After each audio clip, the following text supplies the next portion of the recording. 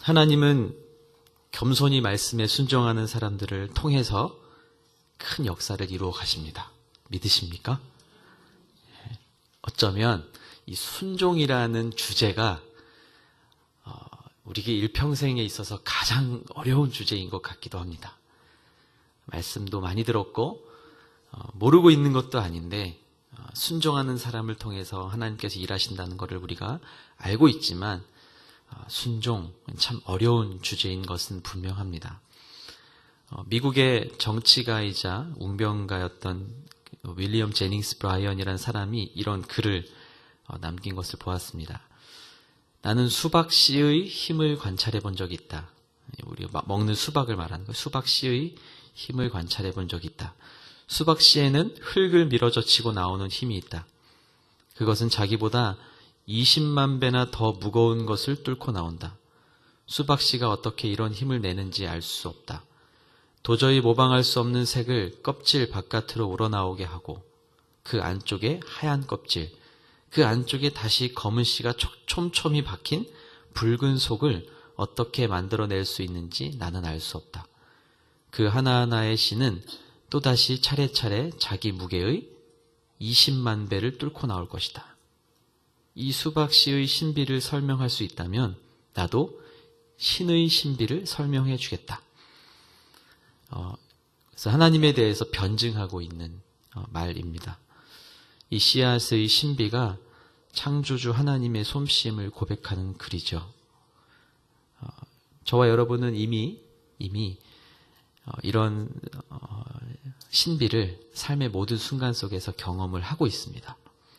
나는 이 정도의 기적은 없어 라고 말하고 싶지만 사실 우리가 순간순간 살아가는 모든 삶은 이런 수박씨가 자기보다 자기 몸 무게의 20만 배를 뚫고 나와서 이렇게 빨간 열매를 맺는 그 이상의 신비가 우리 인생의 신비임을 고백할 수밖에 없습니다.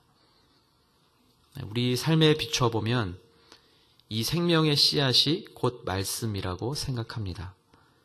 이 수박씨, 작은 수박씨 하나가 하나님의 섭리대로 놀라운 일을 이루어가는 것도 참 신비로운데 이것과는 비교할 수 없는 기적들이, 능력이 이 말씀의 씨앗 속에 담겨 있기 때문입니다. 오늘 함께 읽은 말씀, 바로 기적의, 예수님께서 행하시는 기적의 현장입니다. 눈을 뜨게 했기 때문에 기적이다, 이렇게 말할 수 있겠지만 우리도 매일매일 잠을 자고 일어나 눈을 뜨는 것이 똑같은 기적의 연장선 안에 있음을 고백하게 됩니다. 여러분 오늘 이 자리에 어떻게 나오셨습니까? 기적 아닌가요? 기적입니다. 눈을 날 때부터 안 못 본 사람이 눈을 뜨는 것이, 안진뱅이였던 사람이 일어나는 것이 그것만이 기적일까요? 아니요. 오늘 하루의 우리의 삶도 분명히 기적입니다. 이 말씀을, 그 능력의 말씀을 우리가 오늘 읽었고 이 말씀을 받으면 우리는 구원을 얻습니다. 구원보다 더 큰 기적은 없는 거죠. 이 말씀을 받으면요, 마귀의 유혹을 이길 수 있습니다. 이 말씀을 받으면 세상이 감당할 수 없는 용기도 얻게 됩니다. 그런데 아무리 하나님 말씀 많이 부어주셔도, 우리한테 많이 주셔도 내 마음이 닫혀 있으면, 그리고 순종의 태도가 없다면 말씀을 받을 수도 없고 그 씨앗이 열매 맺는 그 기적을 맛볼 수도 없습니다. 제가 제일 좋아하는 TV 프로그램인데요, 드라마는 아니고요, 정글의 법칙이라는 프로그램 되게 좋아합니다. 제가 마치 거기 가 있는 것 같아요. 정글의 법칙에서 어느 날 보니까 마실 물을 만들어내야 되는데, 민물을 찾던지 어디서 이렇게 흘러내려오는 바닷가에 있었으니까 짜지 않은 물이 있어야 마시잖아요. 근데 막 마실 물이 필요한 상황에서 억수같이 그 스콜이 쏟아지는 거예요. 막 쏟아지는데 막 와 막 물이 막 엄청나게 쏟아지니까, 비가 쏟아지니까 막 너무 좋아하는 거예요. 근데 그 족장은 바로 무엇을 준비했느냐 하면 큰 비닐을 펼치는 거예요. 각자 그 귀퉁이를 잡아라. 그래서 그 빗물을 받기 시작하는 거예요. 사람들은 비가 온다고 막 세수도 하고 막 이렇게 막 머리도 막 감고 막 빗물에. 근데 진짜 먹을 물을 필요로 했던, 그걸 기억하고 있었던 그 족장은 큰 비닐을 먼저 펴는 모습을 보았습니다. 아무리 억수같이 비가 내려도요, 그렇게 받아낼 그릇이 없다면요, 그냥 그건 내 몸을 타고 흘러버리고 그냥 바다로 다 흘러 들어가게 될 것입니다. 우리가 하나님 말씀을 매주 받고 또 기도도 하고 매일 큐티하고, 그렇지만 그 말씀을 내 마음에 받을 만한 태도가 되어 있지 않으면, 준비가 되어 있지 않으면 그냥 다 능력 없이 흘러가 버릴 것입니다. 마치 그렇게 가물어도, 온 나라가 가뭄에 들썩여도 대청호가 마르지 않는 것처럼 하나님께서는 우리에게 끊임없이 말씀으로 공급해 주시는데, 우리는 이것들을 얼마나 마음으로 받아서 행할 만한 순종의 자세를 갖고 있는가, 그것을 오늘 말씀을 통해서 살펴보기를 원합니다. 하나님 말씀을 받기 위해서 필요한 것, 그것을 저는 믿음이라고 이야기하고 싶습니다. 믿음으로 말씀을 받는다는 것은 곧 순종을 의미한다. 말씀을 받아서 순종할 때 이 씨앗의 신비와 비교할 수 없는 놀라운 하나님의 역사가 펼쳐질 것이기 때문입니다. 오늘 본문에는요, 날 때부터 안 못 보는 사람이 등장합니다. 이 눈먼 사람이 살았던 이 당시의 상황을 보면, 이 당시에는 병을 가지고 있거나 이 병 좀 신체 부자유, 우리로 말하면 장애를 갖고 있는 사람들이나 병에 걸려서 그 병을 옮길 수 있을 것 같아 두려워 보이는 그런 사람들. 하울링이 너무 심한데요. 온전치 못한 사람들은 다 죄인 취급을 받은 거예요. 옆에 오지도 않고, 옆에 오는 거는 둘째치고 격리시켜버리는 거죠.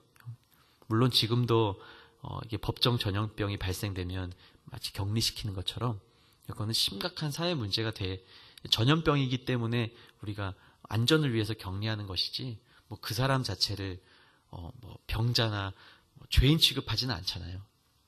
이 당시에는 그냥 눈을 못 본다는 것 자체로 저주받은 인간. 오늘 말씀에 뭐라고 나오나요? 제자들이 묻는 거죠. 2절에서. 이 사람이 눈먼 사람으로 태어난 것이 누구 죄 때문입니까? 이 사람의 죄 때문입니까? 부모의 죄 때문입니까? 이게 이 당시 사회의 상이었죠. 이미 그렇게 보고 있다라는 거예요. 누군가 죄를 지어서 이렇게 병을 얻었다. 앞을 못 보게 되었다. 저주받았다. 죄인 취급을 받은 거예요. 그 사람이랑은 친하게 지내지도 않고 가까이 하지 않으려는. 이 사람 역시 얼마나 마음이 아팠을까. 사람들로 하여금 부모나 자기 죄 때문에 맹인이 되었을 거라고 정죄받으면서 살아가고 있는 거예요. 오늘날에도 여러 가지 인권의 문제나 이런 부분들이 문제가 되는 경우도 있고, 장애를 가진 분들이 내가 사회에서 소외받고 좀 불이익을 당한다라고 말하는 때도 있지만, 이런 형태는 아닐 거라고 생각이 들어요. 사람들은 그렇게 정죄하고 손가락질하고 피해가는 사람을 예수님은 전혀 다른 관점을 가지고 전혀 다른 관점을 우리에게 제시하십니다. 3절 말씀을 한번 읽어보겠습니다. 3절, 4절 말씀 한번 읽어볼까요? 자막을 통해서 읽겠습니다. 예수께서 대답하셨습니다. 이 사람의 죄도 그 부모의 죄도 아니다. 다만 하나님께서 하시는 일들을 그에게서 드러내시려는 것이다. 우리는 낮 동안에 나를 보내신 분의 일을 해야 한다. 밤이 오면 그때에는 아무 일 할 수 없다. 5절 말씀까지. 내가 세상에 있는 동안 나는 세상의 빛이다. 예수님이 안 못 보는 사람의 이야기를 하시면서 본인이 예수님 자신이 왜 이 땅에 왔고 내가 누구인가를 지금 밝혀주고 계신 거예요. 우리의 관점을 완전히 바꿔주고 계신 것이죠. 오늘 말씀을 통해서 우리가 나누고 싶은 것 첫 번째는 바로 이것입니다. 말씀은 우리가 삶을 대하는 태도를 바꾸게 한다라는 거예요. 이게 순종의 첫 번째 능력입니다. 우리의 관점을 바꾸어내는 거예요. 너무 사실 방대한 이야기이기 때문에 기독교 세계관과 이 세계관에 관한 여러 가지 사조들이나 이런 것들도 함께 공부하면 참 좋겠습니다. 그러나 오늘 말씀을 통해서 우리가 말씀을 받을 때 예수님께서 우리의 관점을, 우리의 생각을, 우리가 눈을 바라보고 있는 그 관점의 시각을 바꾸어 주신다라는 거죠. 어떻게 바꾸셨나요? 예수님께서 이미 사회적으로, 육체적으로 병들고 소외받은 이 연약한 사람을 통해서 하나님의 역사를 나타내신 것입니다. 이 사람을 택하셔서, 이렇게 연약한 사람을 택하셔서 하나님의 능력과 하나님의 역사를 나타내신 거죠. 하나님은 어떻게 하셨습니까? 예수님께서 어떻게 하셨습니까? 이 말씀을 하신 이후에 내가 세상에 있는 동안 내가 세상의 빛이다. 너희 안 못 보는 사람들아 나를 보아라. 내가 세상에 있는 동안 나는 세상의 빛이다. 눈을 떠라. 그리고 이렇게 하셨죠. 땅에 침을 뱉어서 진흙을 이겨서 그 사람의 눈에 바르셨습니다. 그리고 그에게 말씀하셨습니다. 실로암 연못에 가서 씻어라. 그랬더니 어떤 일이 일어났나요? 그 사람이 가서 씻고는 앞을 보게 돼 집으로 돌아갔습니다. 자세하게 설명이 되어 있지는 않아요. 예수님께서 땅에 침을 뱉어서 진흙을 이겨서 그 사람 눈에 바르시고 실로암 연못에 가서 씻어라. 그리고 그 사람이 가서 씻고는 앞을 보게 돼 집으로 갔습니다. 하나님이 놀라운 역사예요. 이 안 못 보는 사람이 했던 건 뭐죠? 그냥 실로암 연못에 간 거밖에 없어요. 아마 이 장면 자체가 이해할 수 없는 장면이었을 거예요. 많은 유대인들이 어떻게 봤을까요? 또 때로는 바리새인들이나 율법 학자들은 어떻게 봤을까요? 이상한 짓을 하는 거죠. 이상한 짓을. 그리고 어떻게 보면 되게 더러워 보이기도 하고, 그렇죠? 침을 뱉어서 흙을 이겨서 사람 눈에다 바르다니. 제가 차세대 사역할 때 영아부 아이들 말씀 전하면서 우리 선생님하고 제가 예수님 역할하고 이렇게 했었거든요. 이 선생님이 너무 재밌으신 분인가. 제가 신용을 한 거죠. 침을 뱉어가지고 막 흙을 막 이렇게 해가지고 이렇게 눈에 다 바르려고 했더니 선생님 막 도망가시는 게. 너무 더러운 거 아니에요? 우리 마음은 그런 거예요. 사람의 마음은 당연히 그런 거예요. 뭐 하는 짓이지? 주변에서도 아마 그랬을 거 아니에요. 하나님은요, 가장 천하게 여김을 받는 사람한테 다가가셔서 자신이 이 땅에 오신 일, 내가 이 땅에 온 목적을 내가 이 사람에게 베푼다. 내가 행한다. 이거만큼 큰 메시지는 없는 거예요. 하나님은 아주 약한 자들을 통해서 영광을 드러내시는 거죠. 여러분, 많이 가진 사람이나 강한 사람이 하나님 앞에 나오기가 더 힘듭니다. 그렇죠? 이게 단순히 이렇게 재벌 총수가 예수 믿기가 어렵다 그런 의미가 아니라요. 우리가 평안하면 평안할수록, 가진 것이 많으면 많을수록 내가 강하다, 내가 의지할 것이 무엇이 있냐라고 생각하면 생각할수록 하나님 앞으로 나오기가 어렵습니다. 왜냐하면 우리가 가진 재물이나 건강이나 나의 위치나 권력이나 내가 있는 지금 이 단단한 나의 상황을 의지하기가 더 쉽기 때문에 그렇습니다. 그래서 예수님께서 뭐라고 말씀하셨나요? 부자가 천국에 들어가는 것이 낙타가 바늘귀로 들어가는 것만큼이나 어렵다라고 말씀하신 것이죠. 그런데 여러분, 약한 자일수록 하나님을 더 깊이 의지하고 주어진 것을 쉬이 받아들입니다. 작은 것에도 감사할 줄 압니다. 하나님은 그 안 못 보는 사람에게 말씀을 주시고 그리고 그냥 말씀대로 실로암 물가로 걸어가서 씻은 그 순종을 통해서 하나님의 역사를 나타내신 거예요. 예수님께서 사실 말씀 한마디만 하셔도 눈을 뜨게 하실 수 있지 않을까요? 여러분 그렇게 믿으시나요? 눈을 떠라! 내가 내 아버지 하나님 여호와의 이름으로 명하노니 눈 떠라! 그럼 눈 뜨겠죠. 당연히 떠겠죠. 하나님 말씀하시면 뜨겠죠. 근데 왜 손수 진흙으로 막 침으로 이겨갖고 발라주면서 실로암에 가서 씻어라 이렇게 말씀하실까요? 어떻게 보면 예수님 모르는 사람들에게는 이 사람 조롱하는 것처럼 보일지도 몰라요. 막 이렇게 이겨 바르고 가서 씻어봐. 지금 이런 일을 행한다면 이해가 될까요? 주님 말씀만 하옵소서. 그게 진짜 믿음이라고 우리는 그렇게 생각하잖아요. 그렇게 믿잖아요. 아니 뭐 그렇게까지. 그냥 거기 서서 말씀하시지. 눈먼 사람 조롱하는 것처럼 봤을지도 모르는 거예요. 주변에 있었던 많은 사람들은. 고상한 율법학자들은. 저게 뭐 하는 짓이야? 근데 예수님께서 원하신 게 바로 이거예요. 예수님이 원하신 거.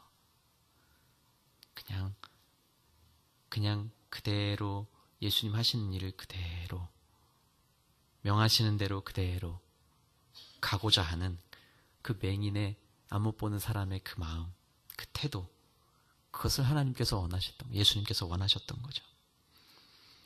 근데 사람들의 모습은 어떻습니까? 우리 9절, 10절 말씀 한번 읽어보죠. 9절, 10절 말씀. 시작. 몇몇 사람들은 그 사람이라고도 말했고 또 어떤 사람들은 아니다, 그냥 닮았을 뿐이다 라고 말했습니다. 그러나 그 사람이 말했습니다. 내가 바로 그 사람이요. 그들이 그 사람에게 물었습니다. 그렇다면 어떻게 눈을 뜨게 됐느냐? 이웃 사람들이 그 구걸하던 사람들한테 막 물어보는 거예요. 눈을 뜨고 돌아간 그 사람. 이 사람은 저기 앉아서 앞 못 보고 구걸하던 사람이 아닌가? 그 사람들은 못 믿는 거예요. 여전히 사람들은 그 기적을 믿지 못하는 거예요. 인정할 수 없겠다는 거예요. 인정할 수 없다. 에이, 저 닮은 사람이겠지. 그때 저기 앉아서 구걸하던 사람, 갑자기 눈을 떴네? 인정하고 싶지 않은 거예요. 인정하고 싶지 않은 거예요. 내 눈으로 보고, 내가 직접 그 현장을 보고, 눈을 딱 뜨는 그 현장을 보지 못했으니까 난 못 믿겠다. 인정할 수 없다.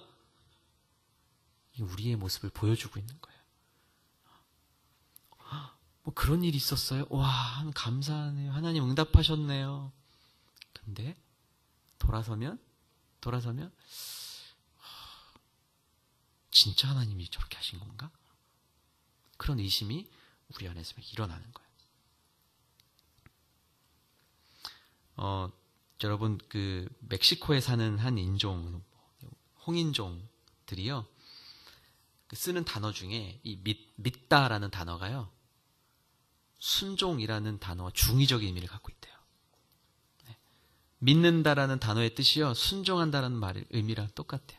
그러니까 같은 단어가 두 가지 의미를 포함하고 있다는 거예요. 그래서 이 사람들은요. 믿음과 순종을 구별조차 하지 못한대요. 믿습니다. 그게 순종하겠습니다. 이 말과 똑같기 때문에 믿음과 순종을 구별할 줄을 모른대요.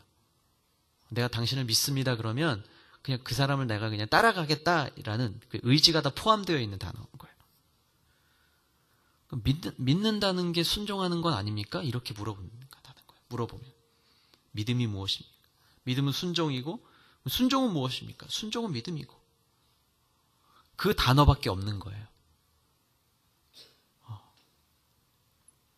이게 우리에게 필요한, 우리도 믿다 순종하다가 같은 단어이면 얼마나 좋을까요? 믿음은 믿음대로, 순종은 내일. 내가 믿습니다 했지만 순종은 어느 정도 상황이 정리된 이후에,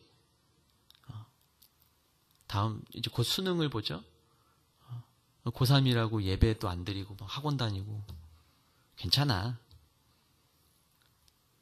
열심히 공부해서 좋은 대학 가서 대학부 가서 이제 그때 조금 여유가 생기면 그때부터 교회 열심히 나가라.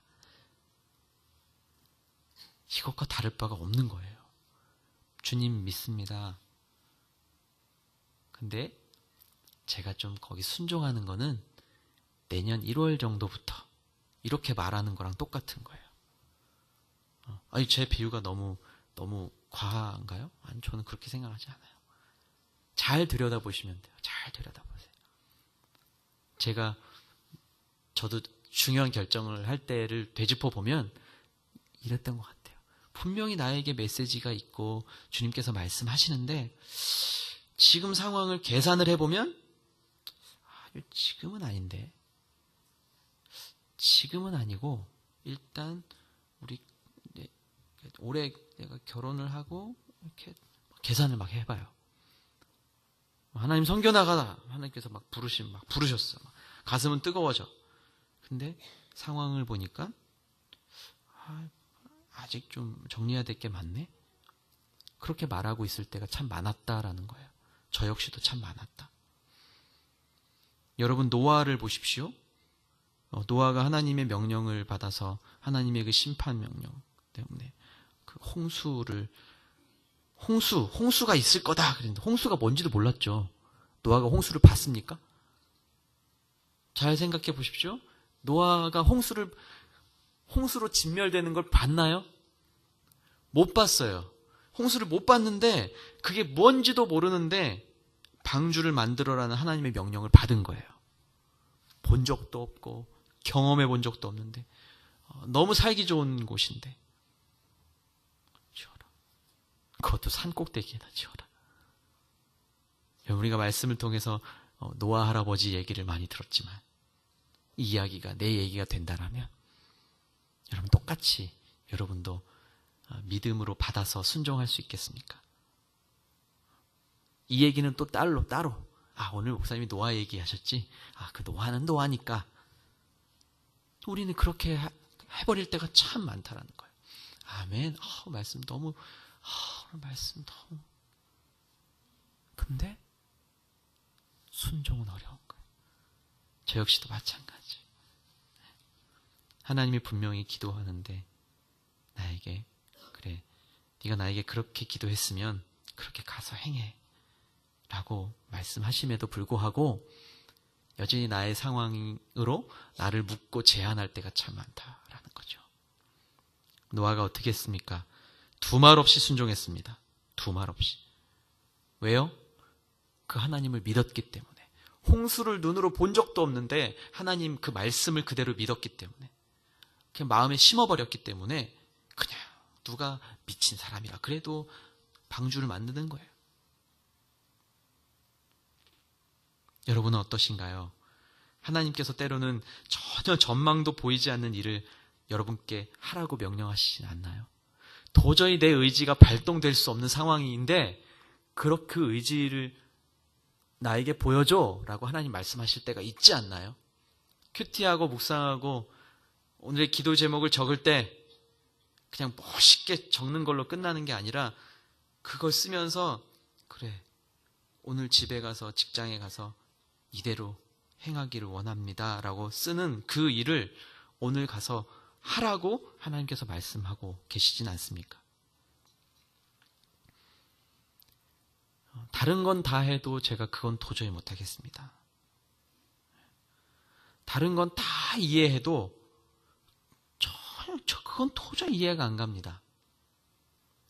저도 그럴 때가 있죠. 때로는 벌써 결혼한 지 벌써 9년, 10년이 다 돼가는데 또 아직도 어떨 때는 내가 가장 가까이 있는 아내가 얘기하는 것이 정확하게 이해가 안 될 때가 있어요. 왜냐하면 살아온 환경이 다르고 범주가 다르고 또 생각하고 있는, 집중해서 생각하고 있는 것이 좀 다르기 때문에 그럴 수 있죠. 하나님께서 우리에게 말씀하실 때 여러분 어떻게 하십니까? 이해가 안 됩니다. 견적이 안 나옵니다. 도저히 이거는 어떻게 이렇게 해석하고 이렇게 해석하고 이렇게 해석해도 답이 안 나오는데 어떻게 하라는 말입니까? 하나님께서는요, 그 계산과 그런 상황을 뛰어넘기를 바라고 계신 거죠.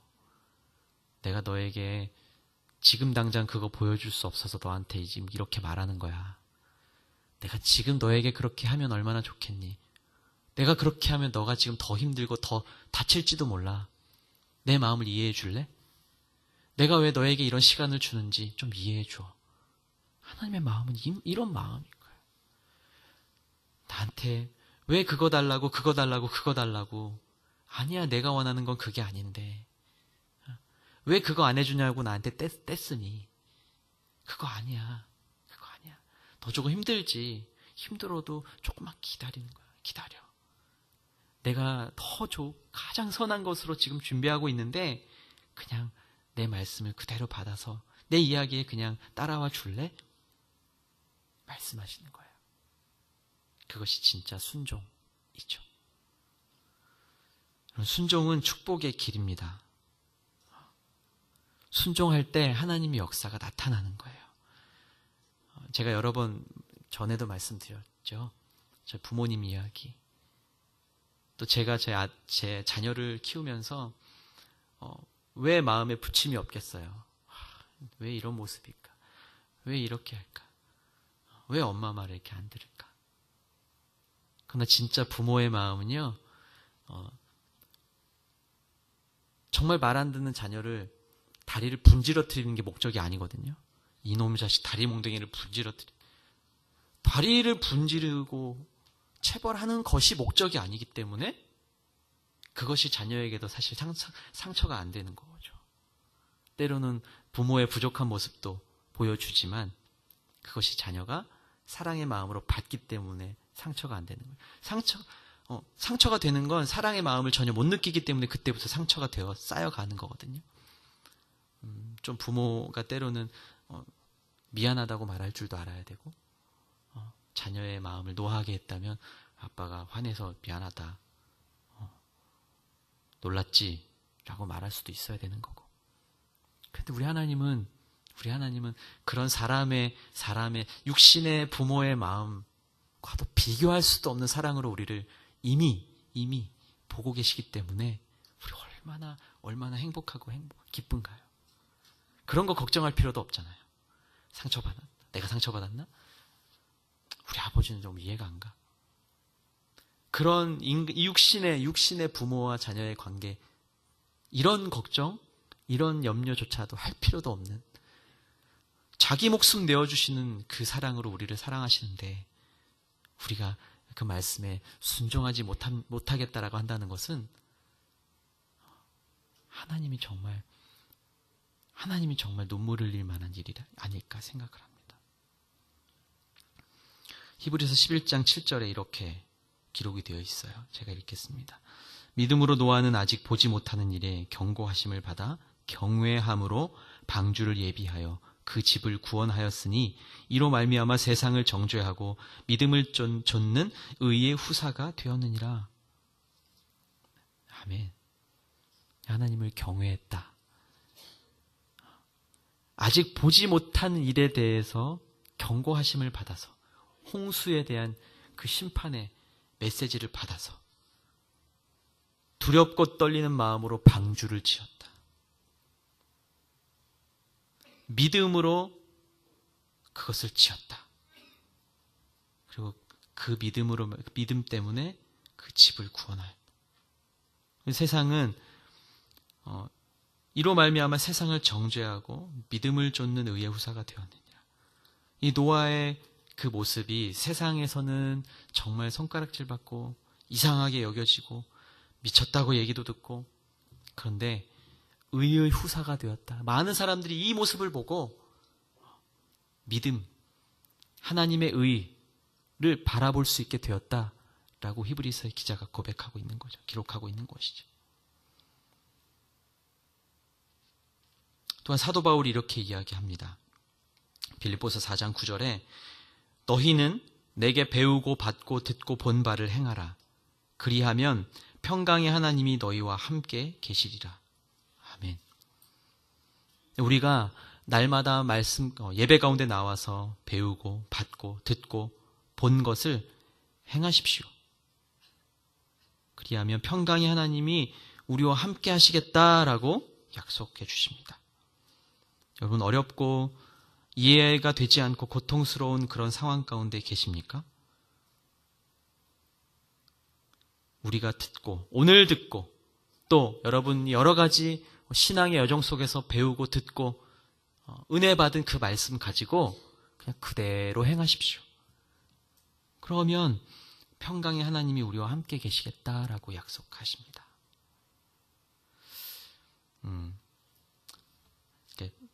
믿는다라고 하면서 순종하지 않는 그런 우리의 모순된 모습은 없는지요? 믿음과 순종을 너무 분리해서 여전히 그렇게 분리시켜놓고 생각하고 있지는 않는가요? 믿음의 증거가 순종이 돼야 되는 거예요. 믿습니다. 그랬으면 순종이 증거로 드러나야 되는 것이죠. 믿습니다. 주여 믿습니다. 그런데 증거가 보이지 않는, 순종이 없다면 증거가 없다는 거예요. 그냥 사라져버릴 수도 있다. 물론 우리가 믿음으로 의에 이르고, 그렇죠? 그 믿음의 고백을 통해서 하나님 앞에 나아가지만 믿습니다. 그것만으로는 부족하다는 거예요. 믿고 구원받은 것은 우리에게 주신 하나님 은혜의 선물이지요. 그러나 그 믿음을 따라서 하루하루를 살아내는 것, 성화의 과정을 기쁨으로 거쳐가는 것, 씨름하고 또 다투고 넘어졌지만 다시 일어나고, 그래서 그 믿음이 더 단단해져가는, 그것이 하나님께서 우리에게 원하시는 모습인 줄로 믿습니다. 오늘 우리가 하나님 앞에서 연약하고 부족한 인간인 것임을 확인하고 고백하는 것, 그 시점부터, 그 순간부터 하나님께서 당신의 일을 시작하십니다. 믿음은 대단한, 노아의 믿음은 너무 대단해. 아브라함의 순종은 너무 위대해.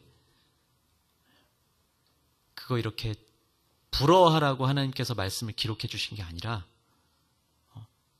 믿음으로 말씀을 받고 그대로 가라. 믿고 가라.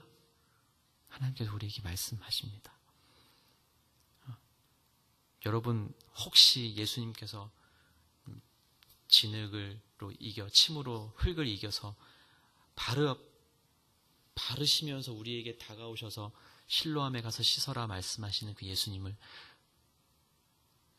눈을 감고 내가 아직 안 못 보는 사람이라 생각해 보시죠. 목소리가 들리죠. 사람들이 웅성웅성 할 거예요. 다가오시죠, 예수님께서. 그런데 그것을 뭐지? 두려움으로 내가 혹시 뒷걸음질 치고 있는 건 아닌가? 이게 무슨 시츄에이션이지? 하나님이 주신 은혜도 내가 그것을 은혜로 받지 않는다면 삶의 짐이 돼버리는 경우가 많아요. 제가요, 예수 믿고 은혜 받아서 정말 제 인생이 바뀌었어요. 그때 아직 잘 모르겠어요. 아직 교회에서 이렇게 열심히 섬겨보려고도 하고 봉사도 해보는데 아직 기쁨이 없고 제가 생각했던 거랑 너무 달라요. 저 같은 사람도 이걸 할 수 있을까요? 저 같은 사람은 별로 교회에서 요구하시지 않는 것 같아요. 저 같은 사람은 별로 필요 없는, 이렇게 말씀하시는 교회 얼마 나오지 않은 분들 제가 왕왕 만났어요. 무슨 말씀이십니까? 무슨 말씀이십니까? 그 마음으로 하나님 앞에 나아가는 것이 더 귀합니다. 약할 때 약한 나를 들어 쓰시는 하나님을 바라보고 나아가는 것, 그것이 진짜 더 귀하고 하나님 기뻐하실 겁니다. 그러나 나 같은 사람이 이런 걸 해도 될까요? 그런 마음 갖지 마십시오. 그냥 교회 오다가 교회 앞에 떨어진 휴지 하나 줍는 믿음으로, 그것이 성전을, 이것이 성전을 깨끗하게 한다면, 이것이 성전을 향하는 성도들의 발을 편안하게 해준다면, 눈을 편안하게 해준다면, 그것이 가장 귀한 섬김일 줄로 믿습니다. 무엇은 대단하고, 어떠한 순종의 모습은 대단하고, 어떠한 순종의 모습은 조금 약하고, 1단계 순종이 있고 2단계 순종이 있고 3단계 순종이 있다라고 우리는 그렇게 재단하려 하지는 않습니까? 사랑하는 성도 여러분, 내가 약하다 핑계대면서 강해지고 무언가 갖춰지면 순종하겠노라 여전히 눈 감고 있는 우리들을 주님 불쌍히 여겨주십시오. 오늘 이렇게 기도했으면 좋겠습니다. 오늘도 이렇게 말씀드리면서 그렇지. 예수님께서 안 못 보는 사람 눈 뜨게 해주셨지. 예수님 기적. 하나님 놀랍습니다. 이렇게 받으셨다면 오늘 그러한 우리들, 여전히 세상에서 안 못 보는 사람처럼 때로는 그렇게 연약한 모습으로 살아가고 있는 우리들, 눈 감고 살아가고 있는 우리들이 오늘 눈 뜨기를 원하시는 하나님, 그 하나님 앞에 우리가 주님, 내 눈도 좀 뜨게 해주십시오. 이렇게 해서 달려갈 수 있게 되길 바랍니다. 나 같은 거 내 눈은 언제 들어오실래요?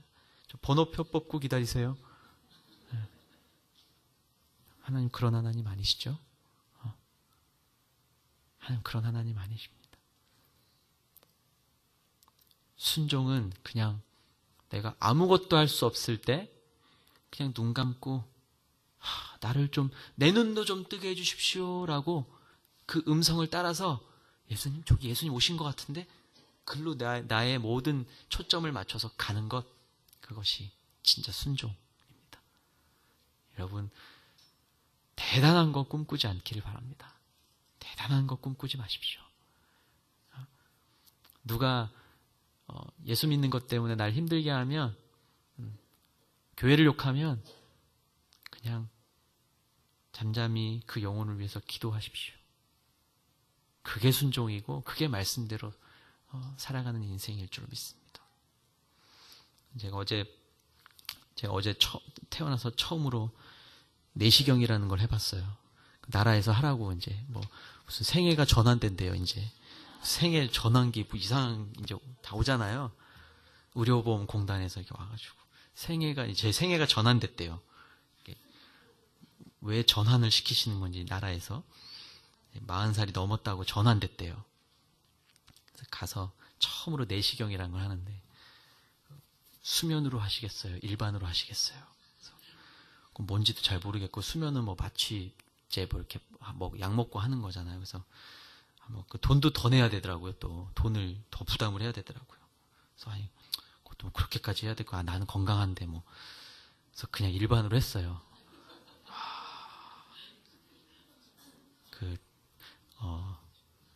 제가 한 번도 그러한 반응을 해본 적 없는 반응들이 막 나오더라고요.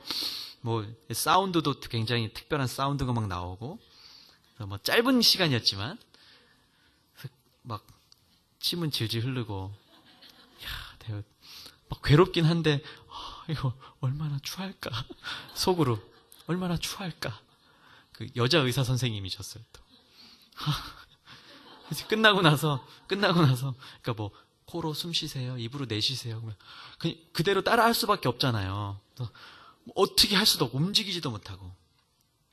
다 끝나고 났더니, 그 의사 선생님이 이제 막 이렇게 보여주시면서, 여기엔 조금 빨갛게 부었네요. 이게 특별한 이상은 없지만, 그러면서, 처음이셨나봐요. 그래서 제가, 처음입니다. 한 번도 경험해 본 적이 없어서 오늘 처음 경험했습니다. 그래서 제가 다 마치고 나오면서 하나님 앞에서 그냥 이렇게 어떨 때는 웩웩거리면서 하나님 아이고 언제 끝납니까? 머릿속으로는 언제 끝날까요? 그리고 다음부터는 수면을 해야지 이런 생각하면서 제가 그런 이 말씀을 준비하면서 그런 생각이 들었어요. 내가 그냥 어떨 때는 그렇게 추하게, 그렇죠? 내 자신도 그 거울을 보면 되게 진짜 추하다 이렇게 생각할 것만 같은 그런 상황. 그런데 의사 선생님 말씀에 그냥 어떻게 할 수 없이 따라가고 있는, 그렇죠? 거기서 그만하십시오 하고 확 빼버릴 수도 없고. 하나님 앞에서요, 우리가 그냥 때로는 좀 추하기도 하고, 때로는 어찌할 수도 없고, 그리고 머릿속으로는 후회도 되고, 수면할 걸. 그 상황은 이미 벌어졌고, 하나님 앞에 서 있는 우리의 인생이요, 그런 것 같아요. 제가 그 생각이 들었어요. 어찌하겠냐? 내가 어떻게 할 수 있는 상황도 아니고 내 모습이 어떻게 되든 그것은 또 내 건강을 위해서 이런 고통의 시간을 참아내야 되는, 하나님도 때로는 이런 모습으로 그 의사 선생님 같은 모습으로 보고 있지 않았을까? 코로 숨 쉬세요. 입으로 내쉬세요. 다 됐습니다. 조금만 참으세요. 공기가 들어갑니다. 트름을 참으세요. 하나님은요, 우리를 그렇게 살피기 위해서 마치 그렇게 우리 안에 카메라를 넣는 것처럼 우리 안으로 그렇게 찾아오신다고 저는 그렇게 생각이 들었어요. 우리가 괴로워서 막 발버둥 치죠. 괴로워서. 아유, 그만. 근데 끝날 때까지 누워 있어야 되는 거예요. 안 그러면 처음부터 다시. 참으셔야 돼요. 공기를 내뱉으시면 안 돼요. 공기를 불어넣어서 위를 팽창시킨 거니까 참으셔야 돼요. 하나님 앞에 서는 우리들도 가장 그렇게 아무것도 할 수 없고 그냥 누워있는 연약한, 그러나 그것을 통해서 하나님께서 우리의 모든 것들을 다 새롭게 점검시켜 주시고 비추어 보시고, 그 새로운 만약에 우리 안에 뭔가가 또 발견됐다면 어떻게 했을까요? 때로는 그거를 안에서 절제하기도 하고 하잖아요. 검사를 하다가 발견되면 절제하기도 하고, 더 안 되면 배를 갈라서 수술하기도 하잖아요. 하나님은요, 우리의 생각 조각 하나까지도 알고 계신 하나님께서는요, 오늘도 그렇게 우리를 찾아오시는 거예요. 마음 상해 있고 지쳐 있고 때로는 염려와 걱정과 두려움 속에서 막 헤매는 우리들 앞에 찾아오셔서 입 벌려 삼켜, 그리고 기다려. 힘들지? 공기 내뱉지 말고 참어. 그리고 순종하게 하시는 거예요. 근데 순종의 열매는 무엇일까요? 이미 다 결정돼 있는 거예요. 순종의 열매는 하나님의 영광이에요.